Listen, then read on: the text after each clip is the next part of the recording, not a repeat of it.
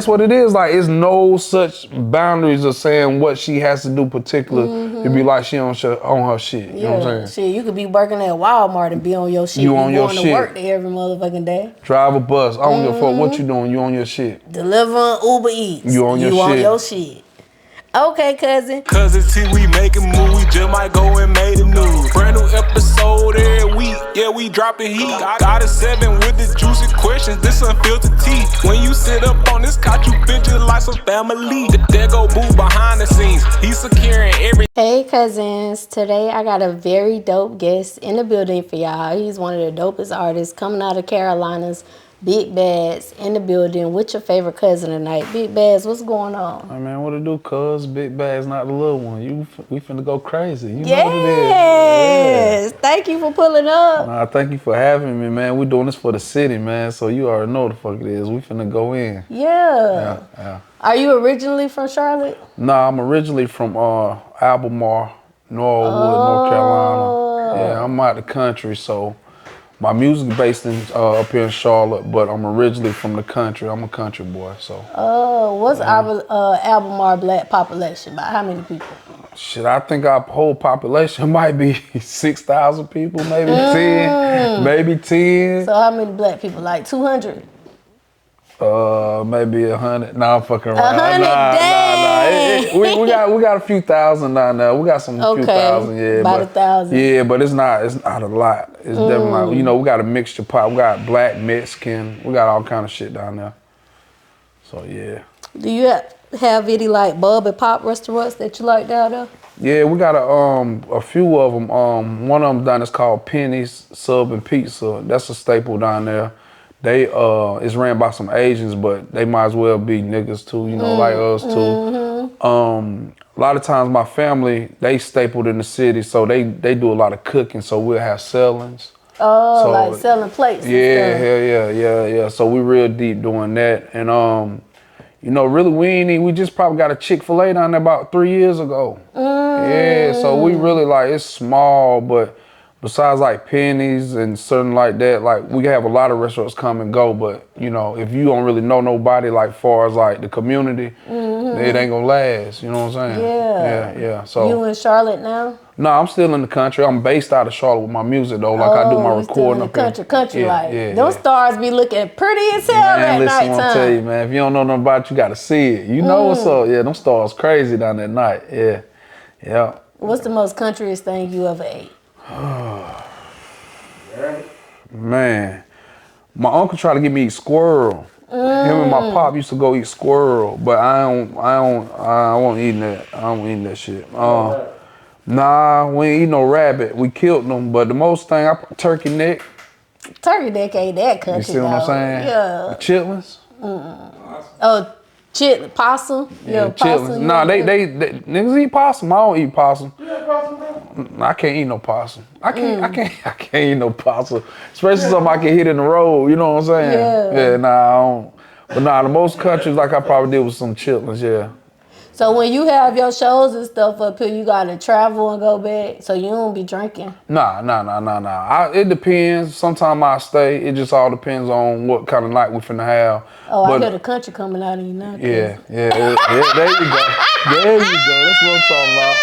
So yeah, it depends on the night we're gonna have, and then I drive. I'm so used to that drive because I've been coming up here since like early 2000s. So the drive ain't really shit, you know what I'm saying? I just got to make sure I'm straight, but it depends. I stay up here, you know what I'm saying? I got people up here I can stay with, you know, get a room, whatever it take, you know what I'm saying? It just all depends on how lit I am. Y'all got a little juke joint down there or something? Yeah. What is it called? We got one called, it's called Little Tokyo. So it's a restaurant during the day, but at nighttime we turn it into the club, you know what I'm saying? Then we got another little spot called El Ran, and it's like a restaurant too. But see how it is down there, a lot of it don't last. Like, man, country people test some shit up, bro. We'll test some. We'll be open for a few bucks. Yeah, if that. Where you go on your date nights at, in Charlotte or Albemarle? It depends. Ain't really shit in Albemarle. I think the best thing we got is Applebee's. So if somebody wanted to go on a date in Charlotte, they looking for something fun to do, what you would recommend? If we coming to Charlotte, probably like, you know, State 48, Roof Chris. It depends on what you're trying to spend. Like, cause it's some dope food trucks, you know what I'm saying? It's some dope restaurants. Like, it just all depends on what your pocket's looking like. Cause you ain't got to spend a bag to show somebody something nice. Right. You know It's what I'm a saying? lot of food trucks. Yeah, and that food be dope. So I've been there. I'll take a motherfucker to Bobby Flay, Bobby's Burger. Like, it just all depends. You know what I'm saying? So I ain't really got no specific place to take a person, but it's really all on who you taking out, really. You know what I'm saying? Because some women will be happy with a burger. Some women will be happy you take them. Some ice cream in the conversation. Yeah, just to, just to be there. So, yeah. Okay, cousin, growing up, Albemarle, what was that like for you? Like, in your household growing up? Take us there. I had a dope household, man. Like, I came up really with a bunch of hustlers. You know what I'm saying? Like, my grandpa, they owned a club called the Curve in the country. So my grandma helped run the Curve. So, I was literally in the club at like 8, 9 years old. I be telling this story like almost every podcast or everything I do. Like, I was like Eddie Murphy in Harlem Nights. Real talk. I was that young in the club. You know what I'm saying? Like, I done seen my grandma shoot somebody in the club. What? Man, I come Grandma from some, wasn't playing with that. I come from some gangsters, both sides. You know what I'm saying? My grandpa, he was a big time DJ. So I always been around the hustling, you know what I'm saying, in different forms. But it was dope though. I see my mom and dad, man, they broke their back working, you know what I'm saying, like in mills, if it wasn't doing whatever they did. And they really put like a certain thing on my mental far as like, I'm not gonna do that, because I seen my pops, after he worked like 20 years, and he stood up for my mom at the job one time, they fired him after 20 years. And so that type of stuff put a thing in my mind to where I ain't going out like that. Yeah. You know what I'm saying? But my household was dope though. Like, You had siblings? I'm the middle child. I got an older brother and a younger brother. Oh, no girls. Nah, all boys. Ooh, your mama was spoiled. Man, listen, spoiled, I'm telling you. There'll be times though, you know how she said she might have wanted a daughter, but then there'd be more times like, I'm glad I got my boys. So you know how it go. So, but no girls, all boys. Did you have a favorite artist growing up? So what was so crazy was I came in really with the music. Like, I'm a music baby. I'm a fan of music. So what really like hit me and what really like hit my light switch for the music was when like Jeezy came out with the Trap 101, the Gucci, because we was in the street. That's what we was doing. We was hustling. So I could really, you know what I'm saying, I could really understand that. Like, he was talking about us. We like, shit, he talking about us. So he was the first artist, him, Gucci, and all them boys, when they came out. That was the first thing that really like, yo, yeah, I fuck with this shit. You know what I'm saying? So yeah, that was. So you was like rapping as a kid? Nah, not really. I was playing sports. I probably didn't start rapping till my teenage, probably like 15, 16. Oh, but I was DJing with my grandpa because, like I said, I would be with him. He took me on his wing. So I kind of already had a familiar with music. You know what I'm saying? So I did my first DJ gig by myself. I think I was like 13, 14 years old. Yeah, so, but my artist was definitely that era, the trap era. You know what I'm saying? Because we were trapping. We were just getting to the money. So we were like, we hearing this shit. We were like, oh, hell yeah, bro. Like, oh yeah, we can do this shit too. They talking about us. Right. Yeah. So that was my moment in the rap game to where like, yeah, this shit right here, this is what it is. Okay, so that was 16, 17. When did you actually like start going full force, taking your music seriously? So what's so crazy is like, pretty much with my story is I always had one foot in and one foot out.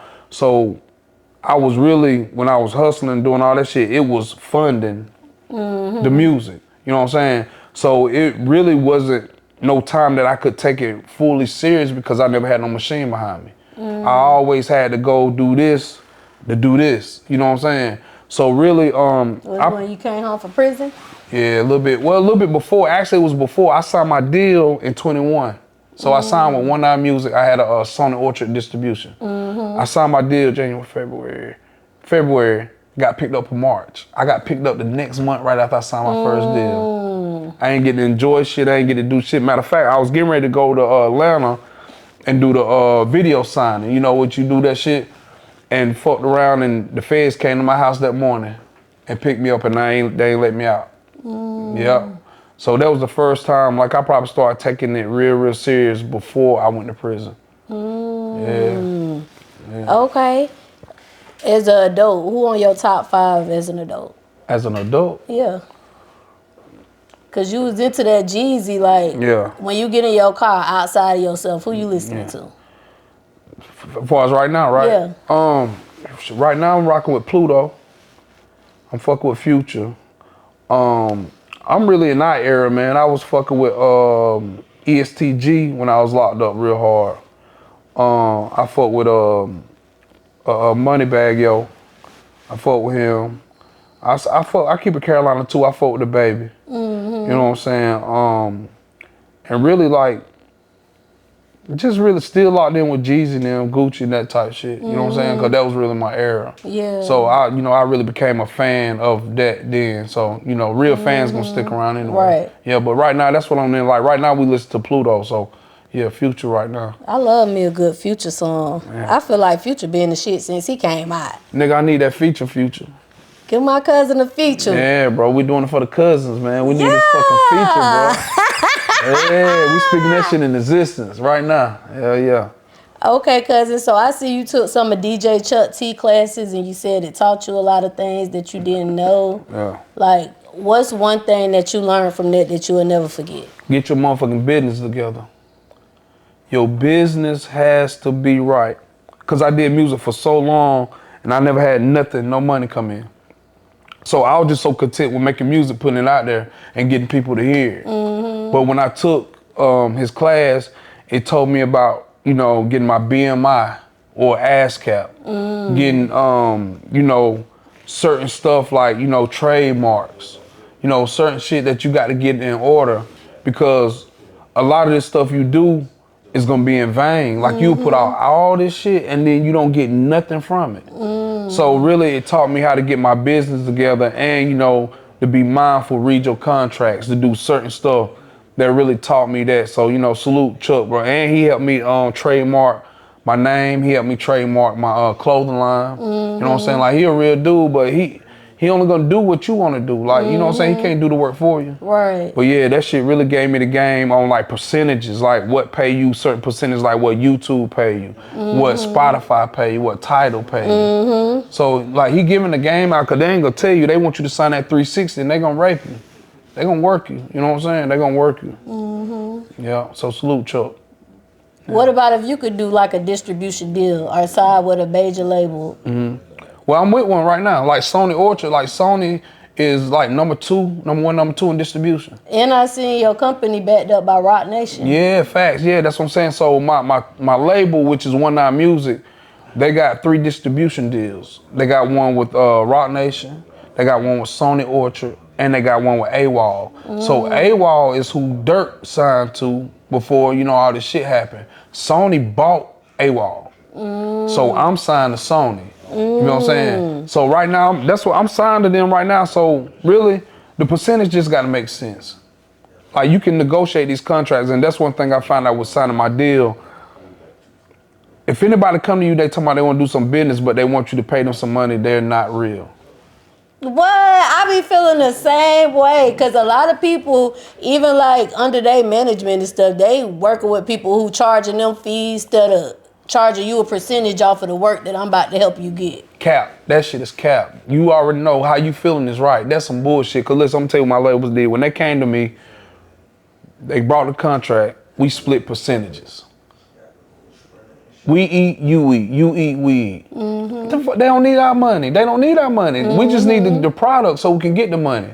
So yeah, the any artists out there, like I say, like if somebody come to you and they talking about they want you to pay, bro, don't fall for that, bro. It's cap. You feel what I'm saying? It's cap. Like, invest that into yourself. Like, do ads, whatever you got to do, video, content, whatever. You know what I'm saying? Like, get on this show like this. Like, anything gonna put you in front of the people, that's what the fuck you need to do. Do not fall for nobody trying to tell you to pay them to help do something, because they don't believe in you. You know what I'm saying? I went through a lot of that. That's how I know. You know what I'm saying? Yeah, because when they believe in you, they gonna go hard, because they want to get paid too. They see it. That shit is no question. I learned that. So that's one thing about it. Like, and like you say, you already knew yourself. You like, bro, this don't sound right. It ain't right. Yeah, it ain't right. Yeah. How often do you work on your music? I do music, some with music every day. Every day I do something to deal with music. whether it's me sharing a post, whether it's me networking, whether it's me writing music. Like I do something every day. Like I'm at a point now, like I go to the studio and book me like a 3-hour session. I knock out like 5 songs in one day. Like I write, so I do something with music every day. What's the quickest you ever completed a song?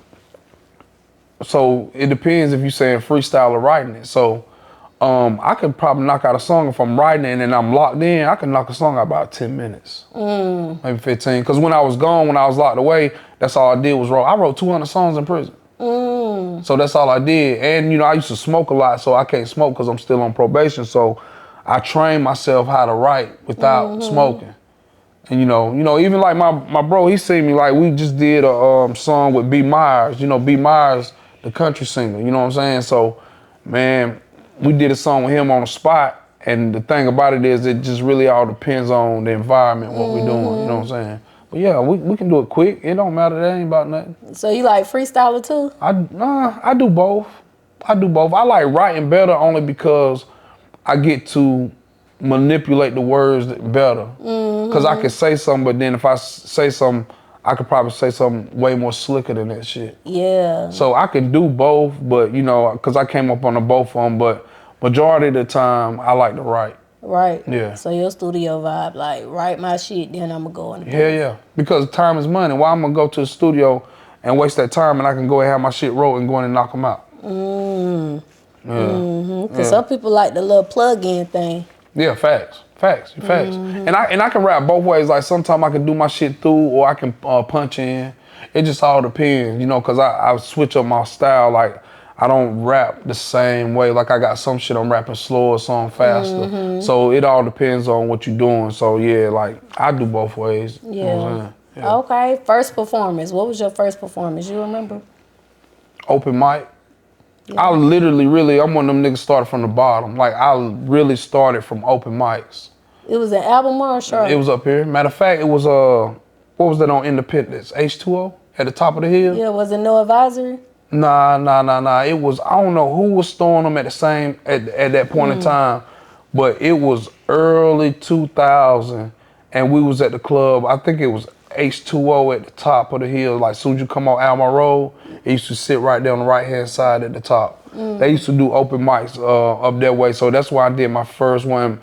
And my first thought was like, I better not fuck up. You know what I'm saying? That was my whole thing. Like, was you nervous? Yeah, hell yeah. I was nervous as hell. Yeah. What, you had the shit? You had the butterfly? Nah, none of that. It was more or less of like adrenaline. You know what I'm saying? You know what I'm saying? Like I never really had to that point. And what's so crazy you say about nervous is like right now, I performed like I did this shit called Apple Chill. Okay. Apple Chill, I performed to 40,000 people. My first time. So, and back then I could smoke and, you know, smoke or whatever. So, you know, that, you know how to do that, calm me down so I wasn't really nervous, you know what I'm saying? But I was more nervous when I was auditioning for a movie in front of 4 people in a private room than I was performing from all them people. Yeah. That shit Why was the 4 people had you nervous? Because it's out of my element. Like it was taking me into a new lane that I wasn't familiar with. Like it ain't shit. Like with it just being 4 people? Nah, it was just more or less I ain't want to mess up because I ain't really never acted before. So that'd be like rapping and all that stuff. I can do that damn near with my eyes closed. But when you put me into a whole nother lane. What was it? For this movie called Failed Trust. It's called Failed Trust. Salute my bro Ty. You know, I know Ty. Yeah, I'm in. It's gonna drop next year too. It's called Failed Trust. Okay. Yeah. Then I'm in another movie called Queen City, The Hornet's Nest. So I'm in there too. But I went and did an audition for Ty. He had the guys to come in. Matter of fact, the same thing. We went to the Tubi. The Tubi meet and greet. Remember the day before they did the casting call. I went to that and then I had to sit in front of Broden that came from Detroit. Broden that came from there. Yeah, so man, I was in there like, man, and then it felt like I fucked up, but they were like, nah, bro. You need real Tubi actors. Real ones, yeah. And I ain't never acted like this. Is my first time getting my feet wet with that, so I ain't never acted before, so it was dope. Yeah. So what you think about that acting bad? I need it. I need it. You like how everything with your audition? Yeah. Matter of fact, it's crazy. Right now, me and Ty working on a mini-series called Good and Evil. So we're working on a series that's going to be on Buck TV Network. Okay. And I don't know if you've seen the flash yet, but December 3rd, we finna do a... reality show? Oh, it's going up. I got that on here. We'll get to it. I got that on here, Cuzn. We'll get to it. That shit gonna be lit. Lit. It's gonna be lit. That's it. Y'all need more actors? Yep. I want to act. Yep. That shit gonna be crazy. Yep. Okay, so earlier you was talking about 119. Yeah, that's my label, 19 Music. Yeah. What made you want to sign with them? What made you say, you know what, I'm about to go on and go with them? So what was so crazy was, like, I've been in a lot of different situations and conversations with labels or different shit. They was the first people that came to me and really, besides signing me, they giving me the game. Like they even down, they helped me start my label.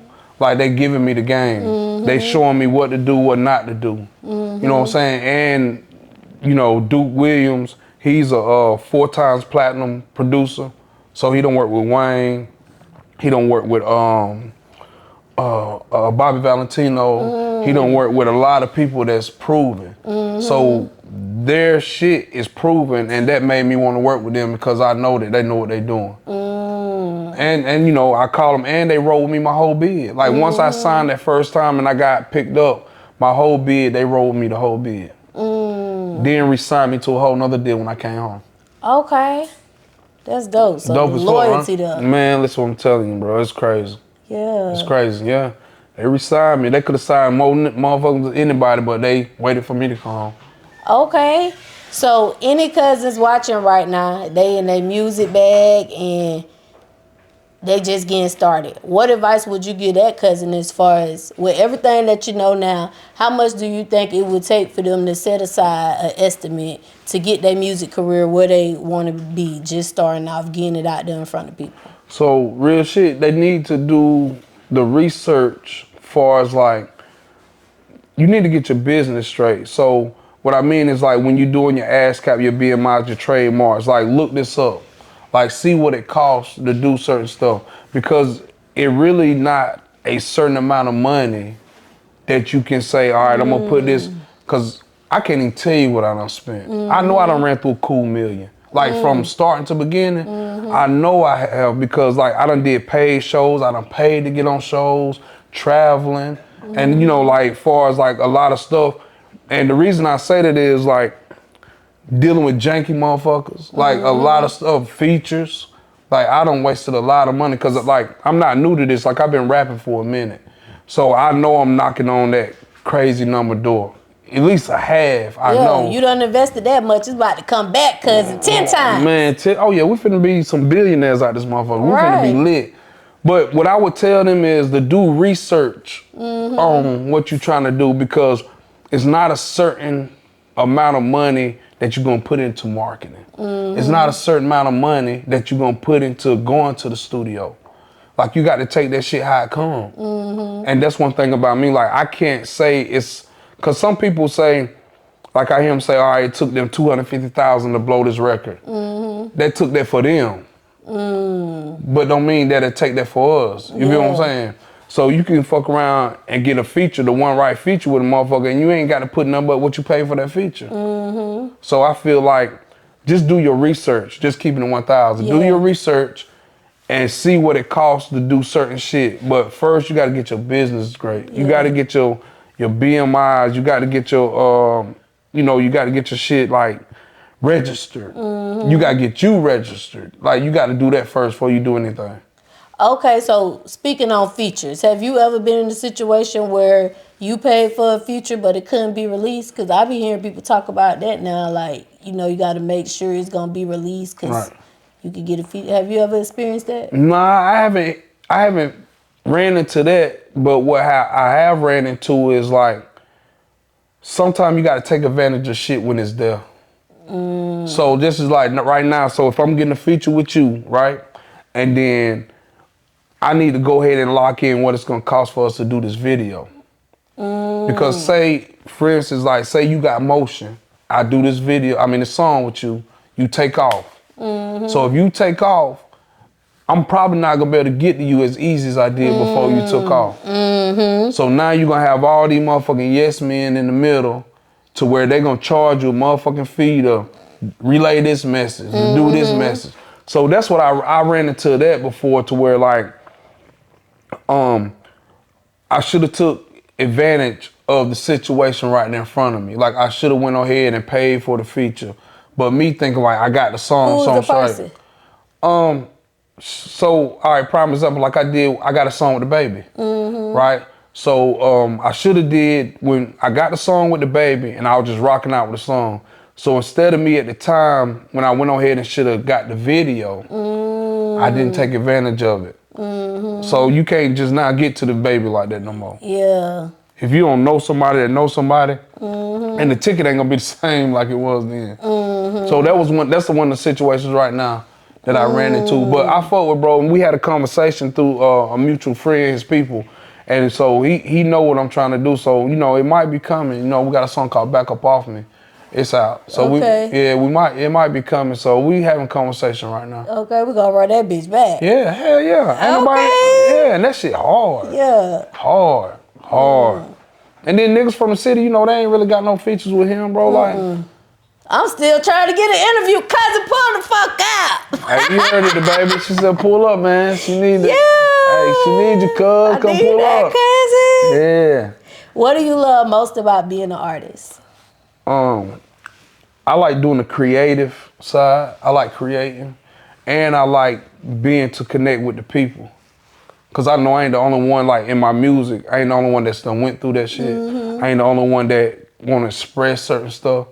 Because like music and like with anything, just like with what you do, like we can make it look easy, but a lot of people can't do this shit. You know what I'm saying? So that's one of the things, I love about it is the creative, and then when I get ready to do shows and to see people reaction. Yeah. Like when I bring that energy, you know what I'm saying? Because that energy real, you feel me? Yeah, so that's one of my biggest keys to that. And like I'm from a place where literally we got 2 stoplights, like it ain't shit there. Like I gotta bring that shit home. I gotta bring that shit home. They gonna be so happy. I'm sure they already happy though. Yeah, they fuck with me like I just did a birthday party. I did a coming home party. I did a birthday party. I did a festival down there. I rented out the whole fairground, did a festival. Like, I can't say that I don't get love from my city. Like, if I say that, I'm gonna be lying. So, but at the end of the day, I get love from my city because my people knew me before this music. Like, I literally was in the streets with these people. You know what I'm saying? And it just really flew over with the music. You know what I'm saying? But at the same time, I got to be mindful of I'm going against a lot of juggernauts in the music game. You know what I'm saying? So I get love from my city. What's a juggernaut? Like a big dog, a big motherfucker. You know what I'm saying? Yeah. Yeah, like, I'm going against a lot of people that's, ain't really got to do shit to sell or to sell out shows. So they already got people believing. Right. So really, yeah, that's what it is. I got to bring that shit home. Well, all the talent coming out of the Charlotte area, why you think it haven't been more like big mainstream artists like the baby? Well, we got Fetty P. Yeah, he on the way up. Yeah, him. So I feel like it's a process. And this is why I say it's a process. Because people like what they like. When the baby was on his come up, the baby won't get booked in Charlotte like that. The baby won't really selling out no shows. When the baby did what he did, left, pop, this nigga sold out the Spectrum. You get what I'm saying? I feel like it's just a process with any motherfucking body. I feel like you gotta do something to make them believe. Am I supposed to believe you because you said it? No, nigga, who are you? Like, you supposed to give these people something to believe, and I feel like it's, you gotta stay true to the process and do what you do, because a lot of these people, bro, like, they think somebody's supposed to fuck with them just because they say so, and that ain't how life works. Yeah. So I think it's gonna pop. It's just more or less. Because I can see it coming. You feel me? I can feel it. You feel it? You know what I'm saying? And that's what I'm saying. See, that's what's so crazy. Like, a lot of people see it before certain people. But that's life. So I feel like that's one of the issues right now. Like, don't nobody owe us shit. You got to go out and show them. Because niggas come here and get the bag. I was just telling a nigga the other day, I seen an interview with Boosie. Boosie said he make millions of dollars in the Carolina. Millions. And it's gonna take, I'm gonna keep it gangster, it's gonna take like somebody to believe in an artist like that to put that bag behind them. Like, you know what I'm saying? A lot of people, it'd be hard because just say, for instance, if a motherfucker grew up with, just say, Ben in the hood, but then Ben turned into Big Ben rapping. Hey Cuzns, it's your girl Goddess7, and listen, this commercial break is actually sponsored by me.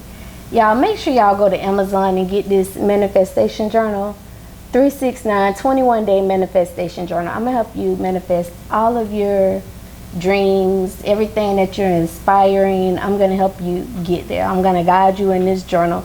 Make sure y'all go check out Amazon Prime. The link is in the description. Go get your journal. Who you think they're gonna see? They're gonna still just see Ben. They ain't gonna understand his growth. So I feel like that's one of the things too, like we got to accept the growth of people sometime and like, bro, like they got it, you feel me? And that's what it be sometimes. Yeah, I think it's covered though. Cause one thing that I've been noticing lately, like I've been seeing a lot of people networking with Charlotte networking, connecting with Atlanta. You know what I'm saying? Listen, man, we are what, number 2 in banking in North Carolina? One? Number 1? I think it's number 1 in the country. Listen, this was so crazy. This is the banking hub of America. And I'm gonna tell you what's so crazy. I was just sitting there, we was, I forgot what we was at some club. And something just told me to turn around. Matter of fact, we was at motherfucking, what's that shit, Buzz City? What, is it called Buzz City? I forgot anyway. And I just turned around and looked. Only thing you see is fucking banks. On Ground Street? But we were looking downtown. Yeah, facts. Yeah, on Grand Street. So, cause I was out there with the Coalition DJs, and I just looked. I said, bro, do y'all see this? It's damn near 3 to 4 big ass buildings that's bank buildings. The biggest banks. And then a whole bunch of small buildings with banks. I done seen so many different bank names that I ain't never seen in my life. So they see it, but we don't see it. They coming to get this motherfucking money. They coming to get it. They getting it. It's here. You know, so and we just got to do what they do, because at the end of the day, if I was an artist from the outside, I keep coming to this motherfucker too. I'm coming.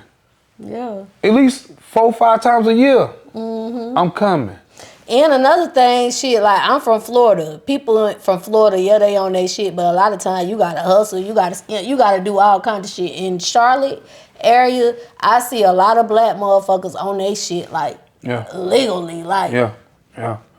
Cause you gotta know, you gotta tap in with the right people. It's all up to what you wanna do. Because at the end of the day, you know, either you can goddamn go the straight route, you can go the bad route. It offers both choices. Yeah. You know what I'm saying? But, you know, we just got to get the knowledge of that shit. Like, we got to start thinking like somebody holding us down. Nah, bro, we stopping our motherfucking self. Every day you can do something to go out and get some fucking money.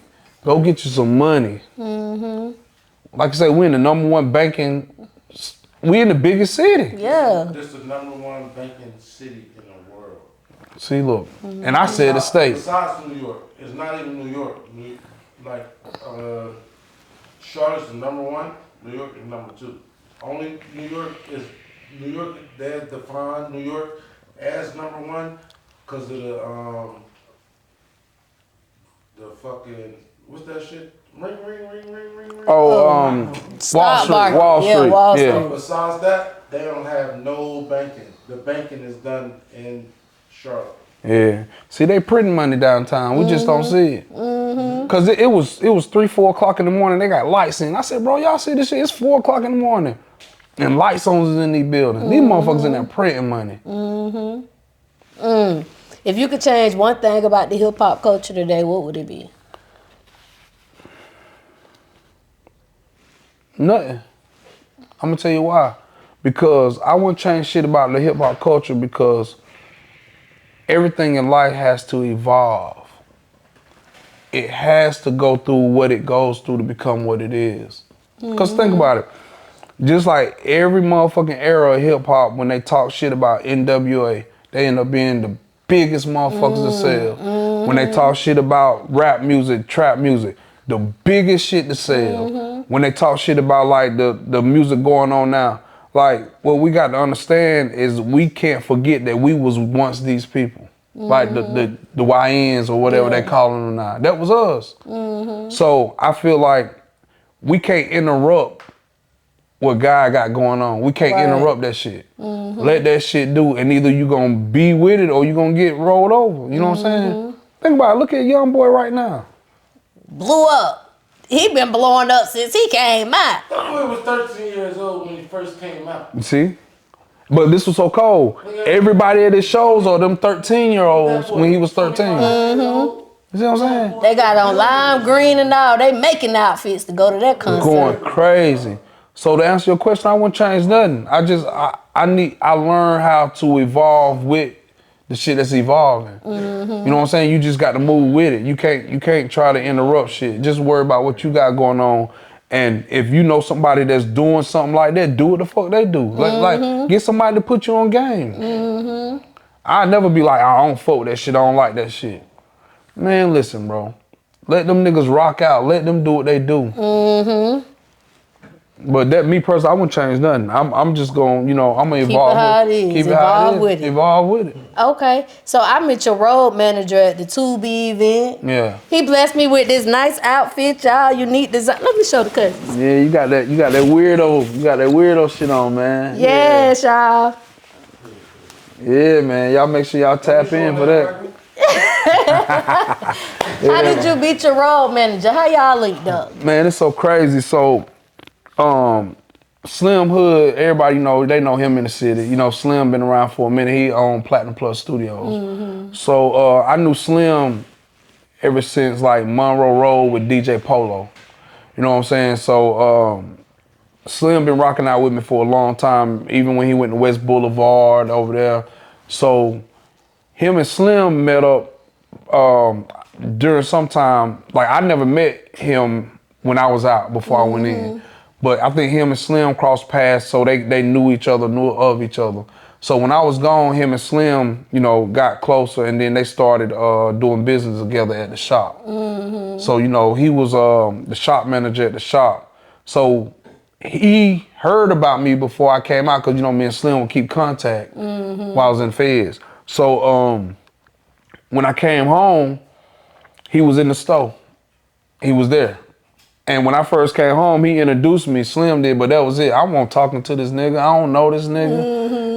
I ain't know him. I don't think I knew that he was there. He was somebody I didn't know. And one time it was so crazy, I was in the studio, and when I would come, he would be sitting downstairs in the clothing part. And I go sit in the studio. He gonna come at me, he like, bro, why you always sitting up here by yourself? You already know how he is like that, cause I don't know, nothing against him. I didn't know him. I don't know you, my nigga, and I'm coming home. So mentally, I'm in a place to where like, bro, I'm not fucking with nobody. So eventually, he seeing me every day. We eventually start locking in. So he plugged me before he even became my road manager. He plugged me with his people back home in Baltimore. He from Baltimore. Called DJ Twist, and they was on 92Q, one of the biggest, or if not the biggest radio station.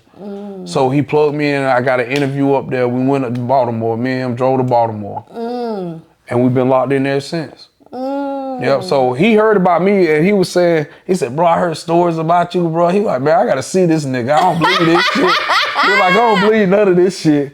And then he said they went to my city one time when the album on, they had on some of the clothing line. He said people done ran up to him talking about, how y'all know Baggz? And then when I brought him to one of the parties, he seen it, he said, yeah, bro. He said, yeah, that shit real. I said, yeah, bro. I said, it's like that, bro. But yeah, that's how I met him. I met him through Slim on like me just coming home from the Feds. Yeah. And he was there, and we've been rocking out. Okay, you got a publicist too, Jade the PR. Jade the PR. Yeah, she's a dope individual. How you connected with Jade? Jade is a motherfucking pit bull, bro. Jade do not play no game. If you ain't got no motherfucking road manager like mine or like Jade the PR, you better throw them motherfuckers away. So Jade the PR, she was an artist back in the day. So I ran into Jay when she was doing her, being an artist. She used to come and record over there and when we was on West Boulevard. Okay. At Shop 1541, West Boulevard remount. Okay. So when I left, she was in transition becoming an intern. So when she became an intern, when I left, when I came home, she was already in the game. So when I came home and I was telling her what I was doing, she was more or less like, what's up? What you trying to do? I got shows, I got this, I got that, I got that. So I connected her with the label because I had already signed to my label and they told me to put a team together. Okay. So when Jay was fucking with me, she would just let me know shit she had going on and she wanted to help me just, to see him came home. And I knew I had a relationship with her before, you know what I'm saying? So when I seen her, I ran back into the studio and then we locked in. Like I put on a call with the label. They liked what she was saying. She the one got me on the Kodak Black Up the Smoke shit that they did Up the Smoke with the baby Kodak DDG. Yeah, Concord. Yeah, she got me on that shit. We fucked around and we was doing. We did an event at it was called Lux District on Brookshire. Okay. We did that. My team helped me. We started doing the movies. So that's how I met her, though. I knew her previously, but when I was gone, she was doing something else. When I came home, she was a PR. Okay. Okay, so when the label say, we need you to put a team together, can you talk to the Cuzns about, because now you sound to a label like, what type of people are they going to need in place for that team? What positions do they have to play? We got the PR, road manager. You need a manager. You're going to need to get you a marketer, you know what I'm saying, something like that. Because at the end of the day, you got to cover all these spaces, like with that. Because like one thing about it, your road manager gonna be able to go when your manager can't go. You know what I'm saying? He's just important as the manager. He gonna take care of like, if you need rooms, you know what I'm saying, booking, all that type shit. So definitely a manager, road manager, PR. PR is gonna be the person that gets you out there. PR gonna put you in rooms that you can't get in or you normally shouldn't get in. PR gonna help you get deals. PR gonna be your image. You know what I'm saying? So, and then really, man, heavy on the marketing. You got to market yourself. But if you don't have no budget or nothing like that, you got to keep pushing that shit till you get your budget. Yeah, or till you need that team. But see, the crazy thing about it is with my team is like, they believe in me so much, they see the vision. They know what it is, you feel what I'm saying? So we all in, all in. So yeah, but them the three you're gonna need. You're gonna need a PR, you're gonna need a manager and a road manager. And then all gas, no brakes, you know what I'm saying? Yeah. Your music also been on the radio, Cuzn. What advice can you give the Cuzns about getting that music on the radio? Hey man, look, you better get the relationships with these DJs. Salute DJ Incognito. Incognito is one of the realest dudes, you know what I'm saying? What's so crazy, I tell this story, and you gotta be consistent. Like, send that shit in. Cause it ain't always about money, but at the same time, a person gonna give you the energy how you come at them. So if you coming and you wanna spend money, you know what I'm saying? Now, don't get it wrong, DJs can't take money, that's payola. They can't do that. I'm not putting that out there. I never paid for no DJ to spend my shit. But you need that connection and that relationship. Right. But certain shit, I'm gonna give you some game. Pay for a fucking commercial and put your music behind it. You feel what I'm saying? So now you're not doing it. But get relationships with these DJs. Like, if they outside, you go out there where they at. Like, introduce yourself to these people. And I'm gonna tell you so cool about my story with Incog. Like, when I was coming up doing music, I sent him a message back in like 2016. He never answered the message. Never answered it. I didn't take it no way. I just know he probably got 1 million artists sending him stuff. You feel me? And one thing about it, don't take nothing personal. Don't never take nothing personal for a person. So when I did the Up the Smoke festival with Kodak, right? Because when I sent him the message, I was like, bro, I'm just trying to tap in, which I said, I want nothing free, you know, whatever. I just need to know what I need to do to get my music either in rotation or whatever, you know, just trying to get some game. So I did the show with Kodak Black. I did the show with the Baby and all the other smoke. I walk off stage after performing, I got a message from Incognito in my inbox. From 2016. He probably say, hold on, I think that's the one. He said, send me some music. Been locked in. I've been on the radio since April. Right now, we got motherfucking Low featuring Tiana's Rose, and we got my biggest fan on the radio right now, man. Y'all call and request that shit, man. We need to run that shit up. Go run that shit up, Cuzns. Yeah. Okay, Cuzn. So you also made Charlotte go viral last year. When he did the video, put up the paperwork. Oh, yeah. What made you say, fuck that, I'm about to put the paperwork up? Cause niggas ain't standing on business. Like, niggas not doing that. You can't, like, it's so crazy because my whole mind frame was like, I knew this nigga personally, right? And what got him fucked up when he got popped didn't have nothing to do with me. So he didn't only get me, he got like 5 other motherfuckers from my city. So he just didn't get me. So what made me do that was like, people don't do that. When the last time we seen somebody put somebody paperwork or expose them, it's like they scared. So I felt like, first off, I could expose him, and I could probably save somebody else from him taking them from their family. So with me doing that, I wasn't doing it even for like no clout. I wasn't doing it trying to whatever. I was just doing it because that's what real niggas supposed to do. Warn everybody. You feel me? If you can go out here and slide on somebody, you trying to tell me you can't tell a motherfucker a nigga snitching? Like, that don't make no sense. If you know a rat and he a rat and you don't tell he a rat, nigga, you a rat. Because a lot of things what we fuck up is we'll say, oh, well, he didn't do it to me. I was like that before. But guess what happened? It happened to me. Niggas is squeal like a pig. Man, listen what I'm telling you. And this was so cold, bro. Like, this wasn't no random dude off the street. Like, this dude got kids by my cousin. He got 2 kids by my cousin. He used to come to my grandma's house. Basically family. You feel me? Yeah. And me and him never did no type of business to that deal he did.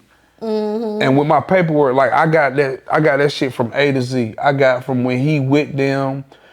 It says the time. He screwed you off GP? Huh? He screwed on you on GP? Yeah. Just to get his time cut. Because he was facing like 20, 30 years. How much time you had to do? So I had a sentence. My plea was 5 to 40. So I'm in there. I'm in this motherfucker. My lawyer, I had to pay my lawyer $25,000, right? So I'm sitting in here and what was we at? We was in Winston, in the holding cell up there in Winston. It wasn't Alamance. It was damn, I can't think of the name of it. Anyway, so my lawyer come. I pay him 25 racks. He said, I'll be back in a month with everything they got on you. Okay. He come back to me, he said, look, we got the wiretap with you and him on there. We got the video, and we got the dope. They let me take the money. They didn't even pick me up then. They did the buy in 19, they picked me up in 21. They followed me for 2 years and couldn't get nothing off of me but that fucking buy from that nigga. So when my lawyer came, he said, look, this is what they got. Oh yeah. And he said he's willing to come sit on the stand if we take it to trial. This is what my lawyer telling me. Cause I told him, I said, man, you can't give me no better deal, cause my plea was 5 to 40 years.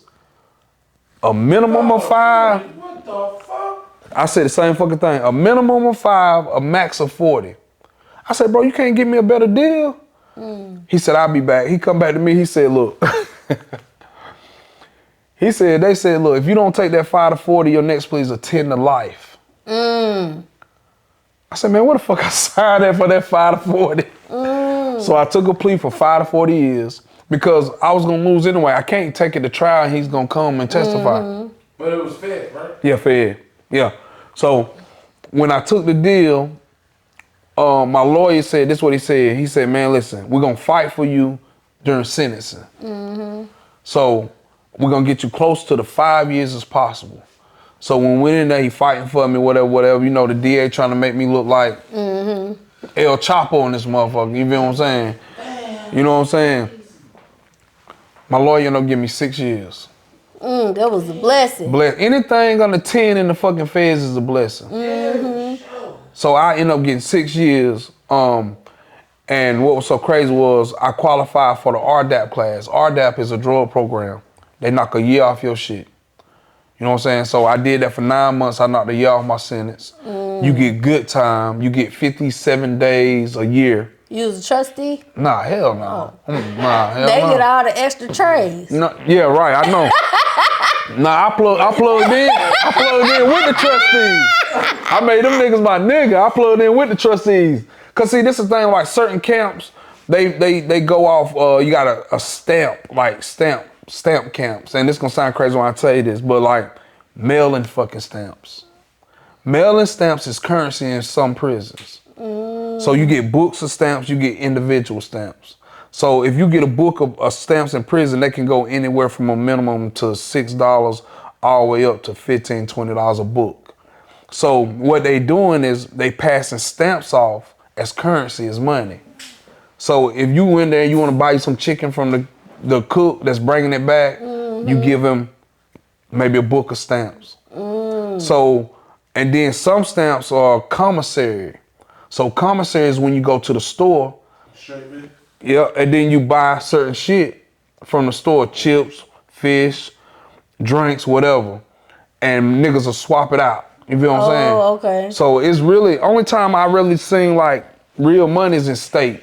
But in feds, you either gonna be on a commissary compound or a stamp compound. You know what I'm saying? I was gonna ask you that because it seems like in the South, like they more like build your case up. They let you ride.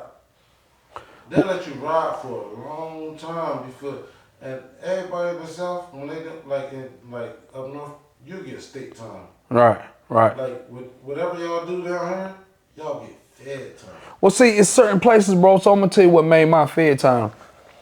Because now what it is like, fed was designed for big niggas, kingpins, like that type shit. That's what it was designed for. But you don't have a lot of them now. So now we got to make a way to keep it full. Keep this bitch full. That's why now, if you a felon by firearm, they gonna send your ass to the feds. That's why, like, so what turned my case federal was the nigga was a federal informant. Yeah, but And he didn't even buy no crazy weight from me. So what I'm saying is, say for instance, if this nigga got a federal charge, he's working for the federal. So it don't matter if he get a zip from you, a hat, Right, it's whatever. gonna automatically be a federal It's gonna be a federal charge. You said your biggest get back or your revenge is being successful. And look what's happening. These niggas gonna get tired of seeing Bigg Baggz. I'm gonna make it that way. Because at the end of the day, like, I ain't even gotta do nothing to that man. If something happened to that man, they're gonna come to me first. Regardless. Cause they know. Like when, I'm gonna tell you what's so crazy, like I told Walt, when I was putting together my festival, the Bigg Baggz Festival at the Fairground, we had to have sheriffs there. I go to the sheriff's department, sit down with the sheriff, to book some sheriffs, right? I was like, yeah, man. I said, I'm just been chilling, man. I said, I ain't doing nothing, just trying to do something positive, you know, whatever. Guess what he said? What? We know.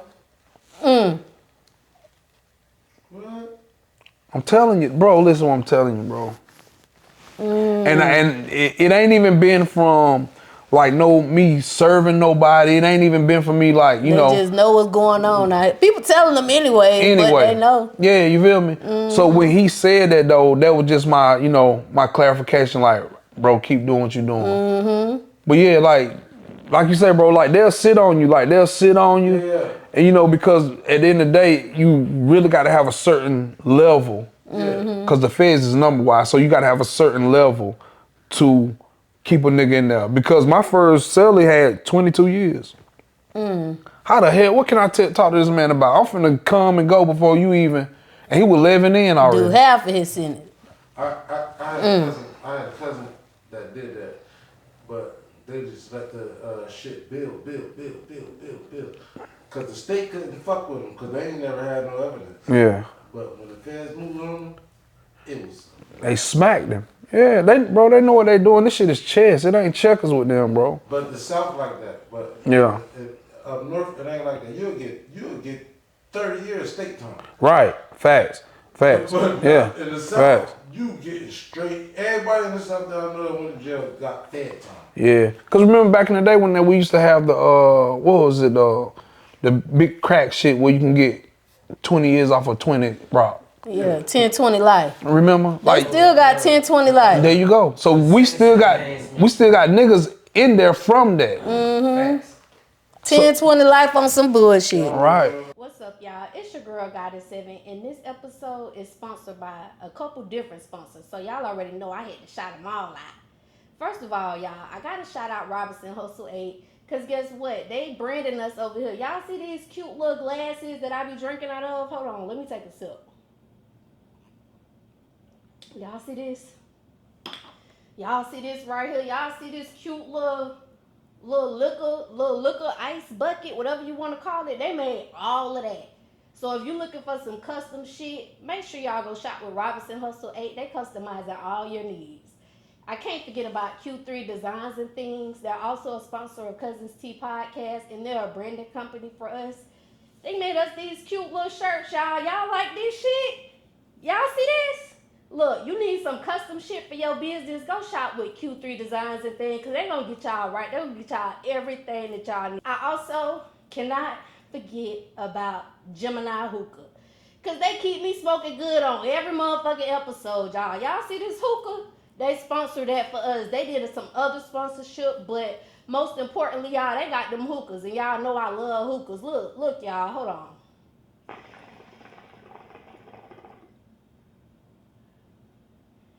See that cloud? See how that smoke just come out real thick, real cute or whatever? You could be smoking like that too, y'all. Go shop with Gemini Hookah. They got these ice packs. They got these portable hookah tips. You can take this thing anywhere with you. And they got hookah candles, y'all. They got different shisha flavors. They can make you anything you want. So make sure y'all go shop with Gemini Hookah, y'all. Go get y'all hookah. Until next time, cousins. Bye. Okay, yeah, performing. Was you performing in there? Nah, hell nah. I won't, like, cause I won't even own that. I came there to do my time, come back home. But niggas start seeing me writing, they ask me what I'm doing. So like my celly, I was spitting for them, and then he'll be like, hey man, you need to hear this nigga, or whatever, you know what I'm saying? So I was trying to figure out how to get my my music in there, but that's a whole different machine. Like you got to go through some crazy shit to get your music in the prison system. It's called core links. So you got to figure out a way to get your shit into the system like that. But nah, niggas really didn't know until I started, you know what I'm saying, coming home, and then, you know, I was around phones, and then I pull up shit, let niggas see. And they're like, damn, bro, this shit hard. But yeah, I won't there for that. I was there to do my time. Do your time and come home. Hell yeah. If any cousins watching this video right now and they facing Fed time, what advice would you give that cousin about survival in the Feds? Man, shit, you better be who you say you are. Like, your paperwork better be right. If you ain't right, you better get with the niggas' paperwork ain't right. Like, because in there it's really cliquish. Like, you have cars. And really, cars are really just another name for cliques. You know, like, you know what I'm saying? But if they facing Fed, man, you just gotta stay solid. Like, we signed up for this shit. You can't play basketball and expect to get fouled. You can't play football and expect not to get tackled. You just gotta stay real, because in certain camps and certain compounds, they gonna run your ass up off the yard. You gonna have to fight. You know what I'm saying? You got to do, like, I was in my first, when I got processed in Pennsylvania, they sent me all the way to Allenwood, Pennsylvania. They had me to quarantine in the pen. So I done seen every level. I done seen the pen, the medium, the low, and the camp. You know, you got different security levels. So I was quarantined. What they getting? Life, death row, all that. But this is what they doing on a daily basis. Niggas getting stabbed. They stabbing the shit out. Like, my whole time when I was in that quarantine, I quarantined by almost 20 days. Every week, a motherfucker get stabbed, they'll keep them on lockdown. So if you're on lockdown, you're not coming out your cell at all. So they'll keep them on lockdown for like 3 to 5 days. Let them out, motherfucker get stabbed just that quick. So really, if you a solid nigga, you gonna be good, you know what I'm saying? But yeah, you know, if they facing time, man, just you gotta make sure your paperwork right. You gotta make sure, you know what I'm saying, you get in there and link with some solid niggas, cause it's crash outs in there. You know, you just gotta be you, who you is on the street, you know what I'm saying? But yeah, it go down that motherfucker, so you better be right. That's what you better be. Okay. Good and Evil clothing brand. Formed July 22nd, 2024. Okay. Can you talk to the Cuzn a little bit about that? So Good and Evil clothing brand, that's my baby, man. That's my firstborn. You know what I'm saying? Like, I had the clothing line probably around 15, 14, but I really didn't get it trademark established until like, you know, 18, 19. That's when I fucking with Chuck. Matter of fact, I might have been around 20 because, you know, yeah, around that time. But believe it or not, it came from me sitting in my car. Like, I had already said that I wanted to have me a clothing brand. And, you know, I was just sitting there, I was like, I just can't have no ordinary, normal shit. So one day I'm just smoking like that's like a lot of my music be rolling in the car, I like that shit. So I'm just sitting there one day and I'm sitting in the yard and it just hit me, Good and Evil. And I've been rocking out with that shit ever since then. But yeah, like right now, go goodxevil.net, man. Go to the site, get your shit. We'll send that shit to your house, man. Tell about some of the merch you got. Shit, we got things for the females. We got the one-piece bodysuits. We got coats. We got hoodies. We got crop tops. I got me a little sports bra, y'all. That bitch hard, too. Yeah, we got that. For the guys, we got, like I say, the tees. We got the jogger sets. We got the shiesty masks. We got keychains. Like, we got anything. And if you want me to create something, we can print that shit on anything. Yeah, but yeah, goodxevil.net, man. Y'all go get that shit right now. Did you come up with the logo? Yep. So what I did was I had told a guy, matter of fact, I'm gonna keep it real. I get Art Simpson out of Charlotte. Art Simpson came up with the baby logo, the original one, the little baby. So Art was in the circle then, you know, when we was all moving around together. And I sent Art, I told him what I wanted. And Art put it together for me. Yeah, so, but I came up with it, yep. And then I revamped it with the new one. So the new one is the one with like the real live looking baby. I sent that to one of my people. I told him I wanted to bring it to life, and that's what we got. Okay. Yeah. Okay, you got Good and Evil kennels too, Cuzn. How you got into the dogs? Man, one of my people, his name Justin Rose, man. He introduced me to the exotic dogs. I went over this dude's house one day, man. I seen a dude come and get this man $6,500 for one dog. And bought him a bottle of Ace of Spades. I said, oh yeah, I need to be in this. So how I got into it was, cause like, you know, I'm from, you know how we as black people, I had pits. You know what I'm saying? I had the real pits. But how I got into the exotic breeding was through my homeboy Justin Rose. He really big in the dog game. So he sold me my first exotic dog. So it was a Frenchie? Yeah, the Frenchie. Yeah, it was a Merle Frenchie. So which people don't know what Merles, they the ones throw all the different colors and all that shit. So I was over his house one day and he would just, you know, he was getting rid of, you know, he sell dogs, buy dogs, whatever. This only Frenchie he had. So he was like, bro, you want to buy a Frenchie? I was like, hell yeah. I was like, bro, what you pay for this dog? He paid like, I think he paid 8 racks for this dog, 8,000. But he ended up buying the dog, then he split a litter. At that time, puppies going from 4 racks to 10 racks. So he ended up buying the dog and he ended up selling me the dog. I ain't gonna say the price, but he blessed me. So I bought the dog and I fucked around and got a stud for her. And that's how I got in the game, and I've been in it ever since. Yeah. When they stole that actor, that celebrity Frenchie in California, them prices went up. Man, look, didn't they want like 50 racks? You talking about Lady Gaga? Yeah, they stole Lady. Everybody got a Frenchie after that. Everybody. You know what I'm saying? So yeah, I fuck with the little, like, I ain't gonna say nano Frenchies, but they real small. I fuck with the micro Frenchies, like the small ones. Like they might weigh 15 pounds, 12 pounds, like the little ones. What's the hardest part about breeding a dog like that? The losses.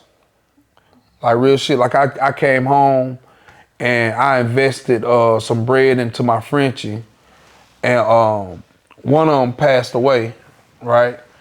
And one of them only had one puppy.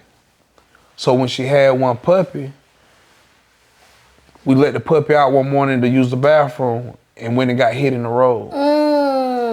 So I end up in that one puppy, I end up having like $8,000 in that dog.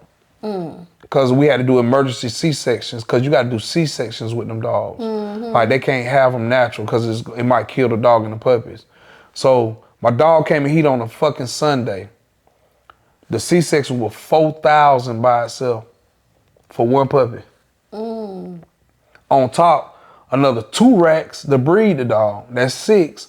I ain't even telling you about the doctor visits, you know what I'm saying? Your dog's expensive. So that's one of the things, bro. Like the biggest thing is you got to accept the losses with that shit. Like, and that right there. What is their recovery process like after they have a C-section? Oh shit, it don't take no time. They feed in that same night. So they put them down for a little bit, and by that same night they feeding the pups. So their recovery time is not nothing. You know what I'm saying? Yeah. So, but yeah, that's the biggest thing. And you know, you can't do this shit just for the money because you ain't gonna win. Yeah, you gotta have a love for that shit. Like, and that's one thing I learned. I want to make the bag, but I gotta be mindful for what I'm doing. Like, because if I'm just doing it for the money, I'm not gonna make no money. You know what I'm saying? So, but when I was locked up, I had a litter when I had first got locked up. My people had to take care of it. I sold 4 dogs. I made like 11.5. 11.5 off 4 dogs. No, I lied. 11.5 off 3 dogs. Cause my boy that Welcome is like you feeding them motherfuckers till they get big enough. I gave him a puppy and sold 3 puppies. And I made 11,500 off 3 dogs. Yeah. Chasing Baggz reality show. You was talking about that earlier, Cuzn. Oh yeah, Chasing Baggz. Listen, any baddie, listen, man, y'all, December 3rd, man, we at Euphoria on Almar Road, man. We got the motherfucking reality show called Chasing Baggz coming. We finna turn the city up with that. What is the qualifications that the lady needs to have to make it to that round? To what is y'all like going in the house with the ladies? Like, how it's gonna be? So first we're gonna do the audition. So they're gonna specifically get picked. You know what I'm saying? Like, what you looking for though? Give them 2 months. Listen, they just gotta come. One thing they gotta have to get picked. They just gotta come. I like women. I love women. So it's not me saying like a certain qualification. Yeah. Like they just gotta come, pull up. You think you're gonna end up in a relationship with one of them? Maybe. Cuz, what you talking about, cuz? Because sometimes on those shows, they end up, is you single? Yeah. Okay, yeah, because sometimes on those shows, they be ending up with them people for real. Yeah, facts. Man, I'm just going into it for the experience. We're going to see what it turned into. You know what I'm saying? Like, hey, we don't know. What he got for me, he got for me. You know what I'm saying? So I don't know. But, you know, one thing about it is I'm going to make this a dope event and experience for people in the city. You know what I'm saying? We're going to turn up. Look. Okay, I'm ready. Looking at this shit, man, it's gonna be crazy. Yeah, it's gonna be on Buck TV Plus, man. It's gonna be crazy. Yeah. Shout out to Buck TV. Yeah, that's my dog. Shout out to Ty, man. Shout out to Jennifer, man. Shout out to my whole team putting that together. It's gonna be crazy though. Okay, what's one thing that could get them disqualified? Round 1. You do this, you disqualified. Real shit, right now I don't even think it's nothing. Like, this really finna be the like, bro, I gotta see what's going on this shit. So what we doing is we in the process now, we setting everything up, right? But I told them, like, I don't want this to be like nothing we ever seen. Even though the concept is, Yeah. I want this to be like, you know how motherfuckers will be excited to go see Love and Hip Hop next week? Yeah, I want it to be like that. So you might see old girl fighting. You might see this and that. I'm not condoning them fighting. Whatever the cameras catch. Whatever they catch. So I really don't have no qualifications that can get them disqualified, but we'll get to that once we, put the thing together. We ain't trying to get nobody hurt. Yeah. You know what I'm saying? We ain't, safety is first, but at the same time, we definitely gonna come and give the people something they never seen. Yeah. Okay, you recently dropped Good versus Bad, the album. For the cousins who haven't heard it, can you tell them the vibes that they can expect when they go listen to it? Yeah, so it's Good versus Evil, Good X Evil. I said Good versus Bad. Bad. Good versus Evil. Hey, listen. Yeah, so really, it's really the concept of like me telling my reintroduction back, my story. You know what I'm saying? From the good shit to the bad shit. It's really me reintroducing myself as Bigg Baggz. Because before I left, I was 704 Baggz. Okay. You feel what I'm saying? So it's really me introducing myself back, and it's really just, telling my story throughout the whole shit. And this shit's so dope, man. Like, it's one of them shits to where you can just hit it and ride. You ain't got to skip shit. I got some skits in that motherfucker. Like, I got real life skits. I ain't got no shit to where, like, I had a motherfucker that was talking shit about me when I came home to a person I introduced him to. And I got the motherfucking recording. And I put it on the album. That shit is hard. That shit is hard. I'm telling you, it's real. It's real. So it's really like me just telling my story, play by play. You gonna put some shit out there, cause yeah, I'm supposed to. We supposed to. yeah. Shit, listen. And then one thing about it, I had to come to one of the hottest podcasts in the city to talk about it. Yes, thank you, cause the cousins appreciate you now. Yeah, I appreciate them. So we're gonna do Help Me Understand These Lyrics. All right. Okay, we're gonna go over one of your songs. Hey, I like you too, boy. You did some research. You just help the you ain't cousins playing, understand. You ain't playing no games. Let's get into it. I gotta do Barbie. Of course, cause it's for the ladies, It's so for we the gotta ladies. do Barbie. Okay, on that song you say Barbie in the face, yeah, she's super thick. Her baby daddy hate her cause she stay on her shit. Got her own bag, don't need shit. Make a nigga go crazy when she on that dick. Yeah. Okay, well you say Barbie in the face, like what that look like somebody who like Barbie in the face. Listen, every woman is beautiful in their own way. Every woman. Every woman has that energy that they are a Barbie. You feel what I'm saying? So that song, me saying that line, is not for a particular looking woman. It's for all the women. It's for all the women. Okay, cousin, I like that now. Yeah. Okay, you say she's super thick, so you don't like the slim ones? Check this out. This is why you're gonna laugh. I've been around slim girls that say they thick. Slim thick. Right. Like, so, and that's why I say, like, with me saying certain things, it's not in no box. Like, I had dated slim girls and they say they thick. Talking about, you see all this thickness and whatever, Right. whatever. Well, she thick. Well, you can't tell her shit. You cannot tell her nothing else. So yeah, like that's for the slim thick, that's for the thick, the medium thick, the whatever thick. Like, Yeah, if you think you thick, that's for you. That's it. Okay, cousin, what's your definition of a female being on her shit? Because you say she on her shit. She handling her business. Like she get to the bag regardless of what she doing. Like I ain't knocking nobody from that hustle because I really come from where we all done certain shit. You feel what I'm saying? So whatever she doing, long as she ain't got to be out here killing no niggas or doing nothing, you know what I'm saying, to jeopardize her life or whatever. But whatever she on her shit. She getting to her own. She got her own. Whatever it is. You know what I'm saying? Like it's nothing that's saying like, she's not that. You know what I'm saying? Whatever it is. You know what I'm saying? That's just like right now, you on your shit. Right? Yeah. You on I your- agree. Yeah, and that's what it is. Like, it's no such boundaries of saying what she has to do particular to be like she on her shit. You know what I'm saying? Shit, you could be working at Walmart and be on your shit. You on your going shit. to work there every motherfucking day. Drive a bus. I don't give a fuck what you doing. You on your shit. Delivering Uber Eats. You on your on shit. your shit. Okay, cousin. Well, you say make a nigga go crazy when she on that dick. How she be making you go crazy, cousin? Who said was talking about me? Oh.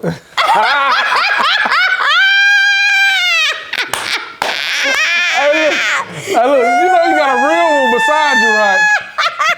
Hey, what's the saying? True to this, not new to this. You know you got a real one, right? Okay. So look, listen.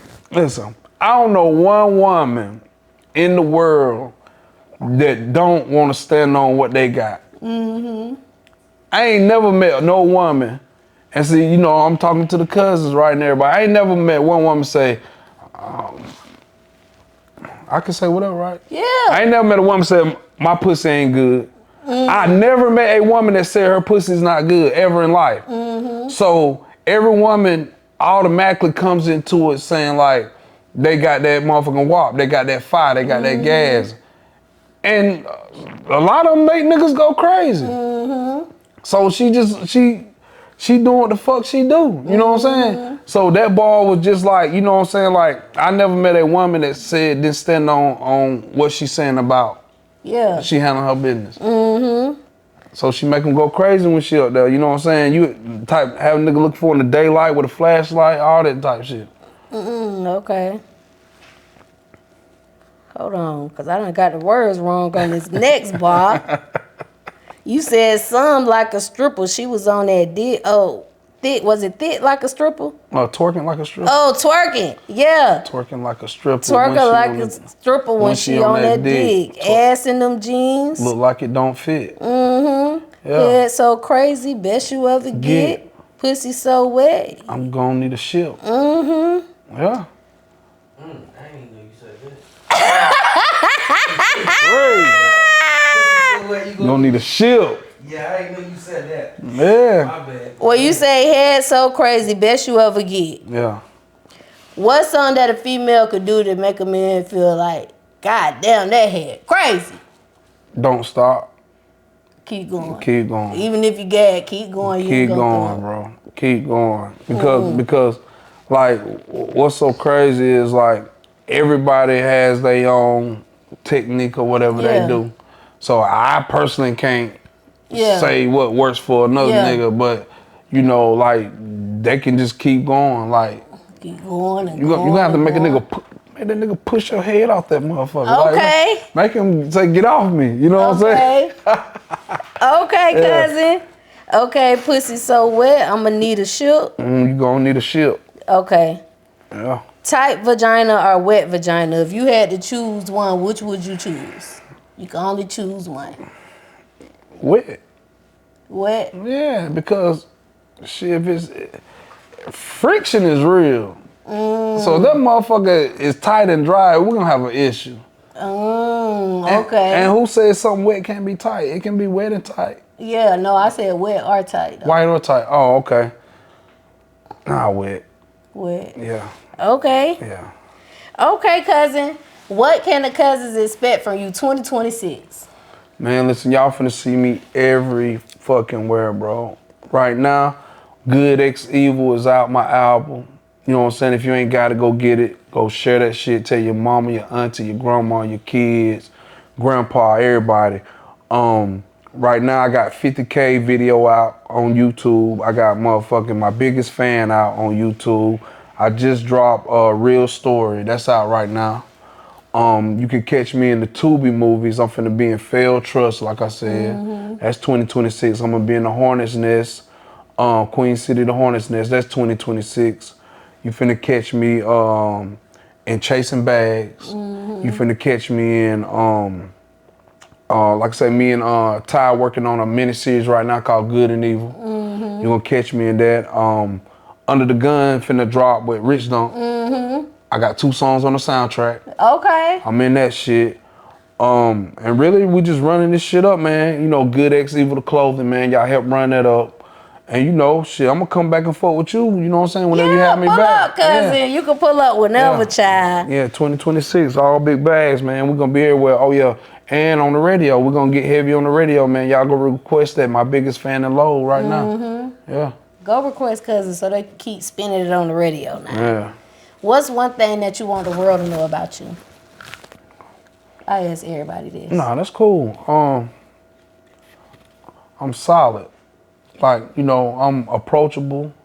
I'm a cool nigga. Like, I ain't on no bullshit. Like, you know, like, let's do some business. Let's get some money. As long as it makes sense. You know what I'm saying? Yeah.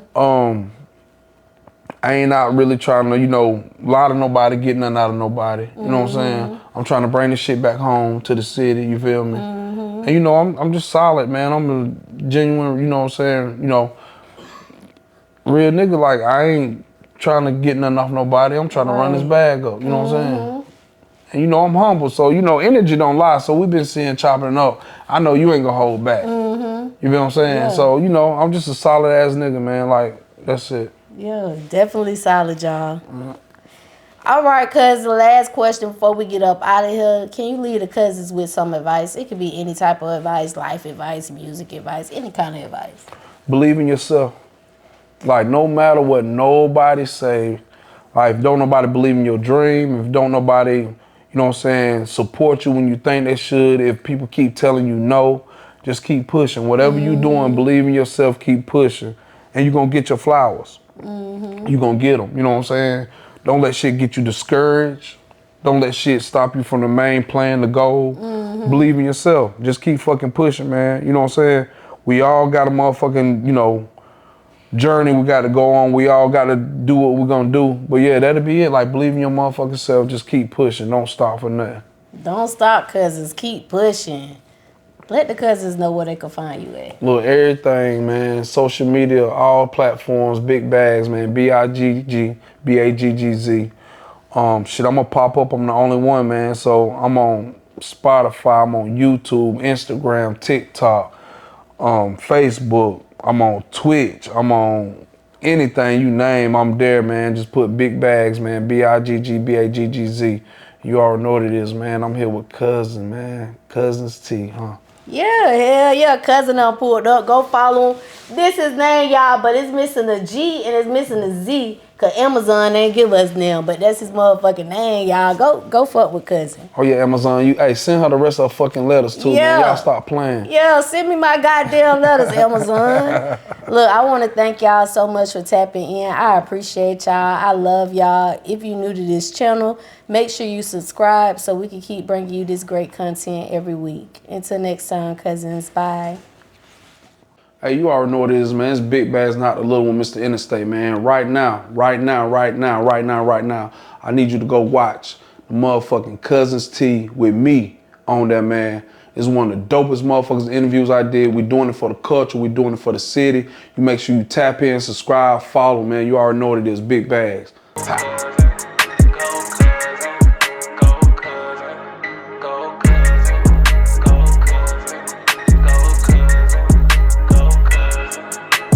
I ain't gonna lie to y'all, know. Check this out right here.